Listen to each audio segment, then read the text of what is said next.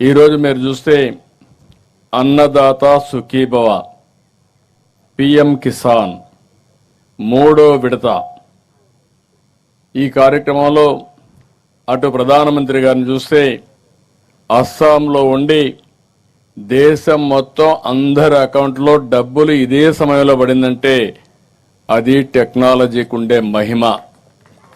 అదే సమయంలో కేంద్రం ఇవ్వాల్సిన డబ్బులు అక్కడ రిలీజ్ చేస్తే మనం ఇక్కడ రిలీజ్ చేశాం.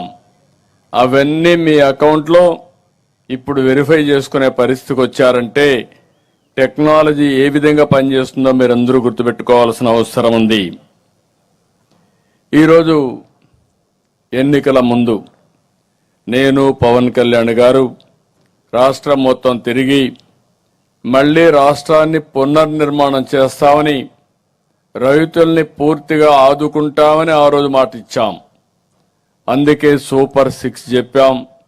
ఇంకా కొన్ని సంక్షేమ కార్యక్రమాలు హామీ ఇచ్చాం. ఆ తర్వాత బీజేపీ కూడా కలిసి ఎన్డీఏ కూటమిగా ఏర్పాటయ్యాం.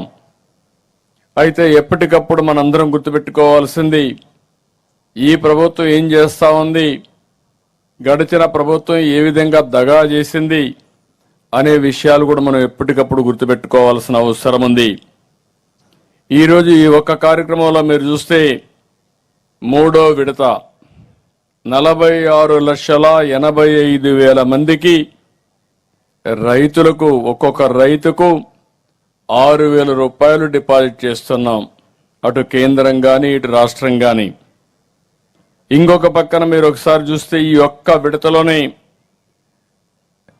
రాష్ట్ర ప్రభుత్వం మొత్తం కలిసి 2,676 కోట్ల రూపాయలు మీ అకౌంట్లో వేశాం. ఇందులో రాష్ట్ర వాటానే 1,874 కోట్లుంది.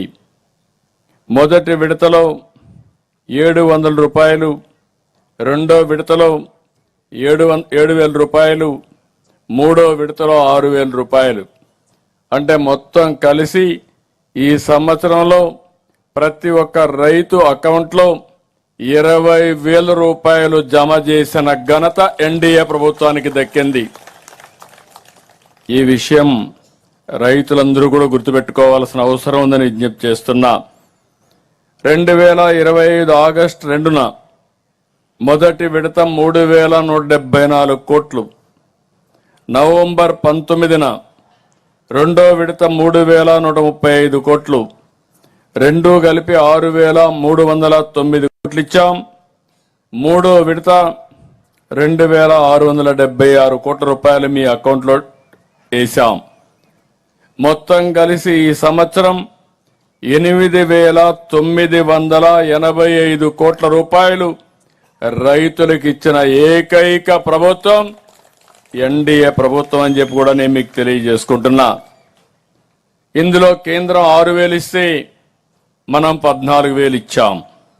రెండూ కలిపి 20,000 అయింది.